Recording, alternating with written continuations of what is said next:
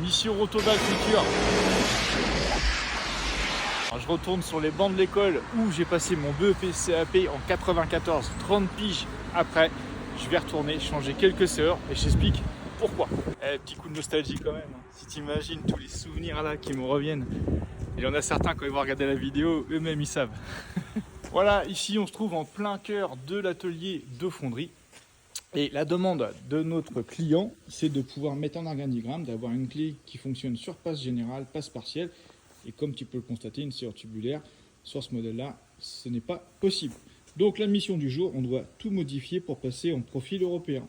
Et donc on va installer des petites plaques de propreté, un béquillage et une serrure Stremler pour menuiserie métallique. Alors comme tu peux le voir, c'est une clé Winkhaus, mais surtout c'est une clé qui fonctionne sur organigramme, comme je le précisais. Parce que là, on a remis plus de 300 portes avec un organigramme, fonction PG et passe partielle sur du Winkhaus, le modèle Entra. Donc voilà, une fois que tu as déposé ton mécanisme, la serrure encastrée, menuiserie métallique, le Stremler, qu'on va devoir installer ici. Donc il va falloir qu'on fasse une mortaise. On va remettre une plaque ici pour pouvoir masquer les anciens trous et les modifications.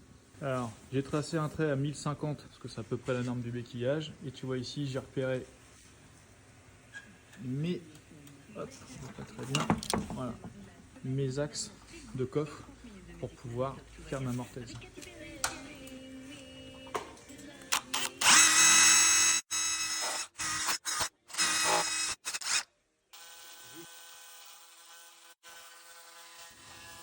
Une fois que tu as fait ta mortaise, hop, ça te permet de pouvoir positionner ta serrure, faire tes trous de fixation et après de nous permettre de repérer ton fouillot et ton passage de profil européen.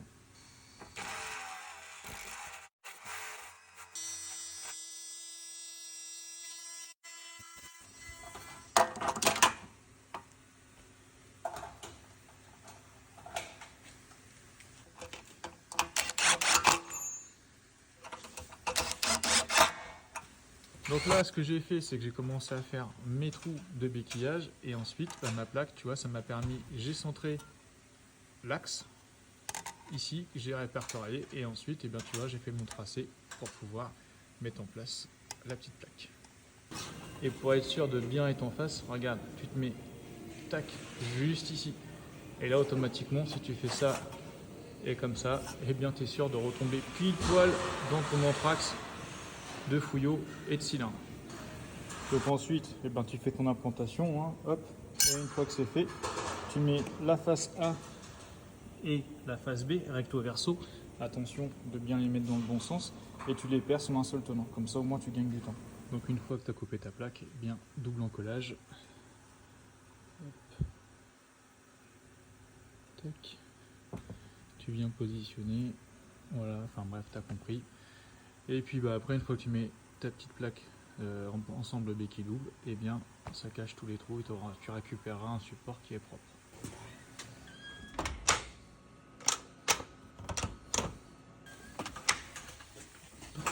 Alors pour faire ma gâche, tu vois, je me suis servi d'une petite cale.